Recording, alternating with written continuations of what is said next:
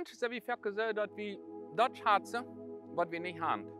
Zum Beispiel, ein Kind von klein an fängt an zu sagen zu der Mama, Mami, ich hab dich lieb. Mami, du bist mir so viel wert. Wenn er 5 Jahre ist, dann Mami, du bist über alles. Wenn er 7 ist, Mami, ich hab dich lieb. Wenn er 13 ist, gleich, Ma, dann ist er nicht mehr da. Bloß wenn er was braucht, dann wird er Ma sein. Mit 16, mit 17, 21 kommt er nicht alle dann, ich mach die vor, diese Öle, die weiß einfach nicht. Das Paar, das Mann, die weiß einfach, die verstehen uns als Jugendliche nicht. Und wenn ich erst einmal 18 oder 20 sehe, ich will fort von dieser Stuhl. Nu will ich fort von hier in dieser Situation. Dann einfach seine Weich.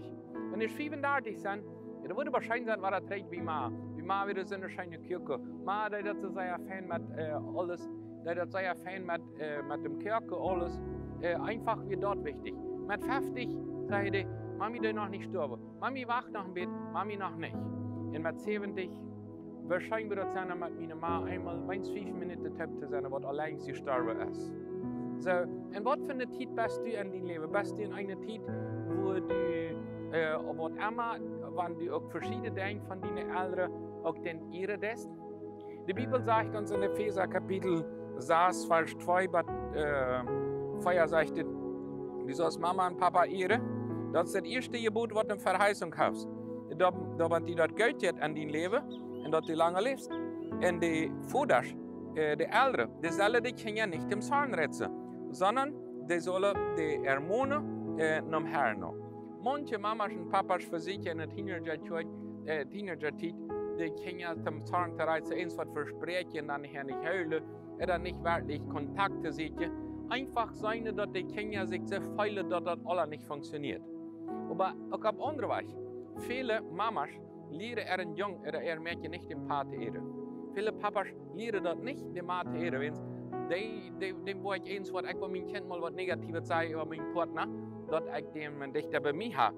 Wenn es soll ja mehr von mir hören als von meinem Partner. Und mit dem, was die Geschäde sind. Als einmal als die Junge, das Mädchen hier und einmal da.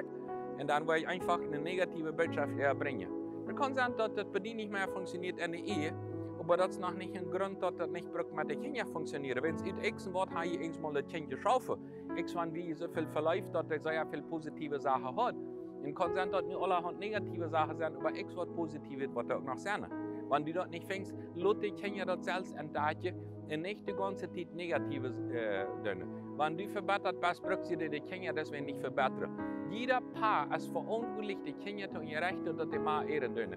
Jeder Mann ist verantwortlich, die Kinder zu ihren Rechten, dass die den Paar ehren dürfen. Und wenn das auch nicht ein Perfekter ist, dann einfach, dass das wieder jetzt und nicht warten, was das alles zu eng ist. Denn die Bibel sagt, dass das erste Gebot, was eine Verheißung hat, also das hat Falle. Das ist ein Gebot, wenn du das tust, dann kann das positive oder negative Falle haben. Was ist deine Entscheidung? Bist du der, was auch ehren das? Vielleicht hast du nicht gelernt mit Geld wird. Aber man kann auch was lernen. Selbst du hast kein Cellularbrücke lernen, kannst du auch positive Sachen lernen. Wenn du dich einmal angeneigt hast, dann kannst du irgendwann sagen, verzeih mir das. Er hat das falsch gemacht. Wenn du die anderen nicht gelernt hast, dann bricht dein Eck irgendwann mal den Stolz zwei und sagt, verzeih mir. Oder wir wollen frisch anfangen. Aber viele Papas sind niemals bereit, frisch anzufangen, auch nicht mit ihrem Paar oder nicht mit ihrem Partner. Das ist wichtig, Gott zu ehren, den Nächsten zu ehren.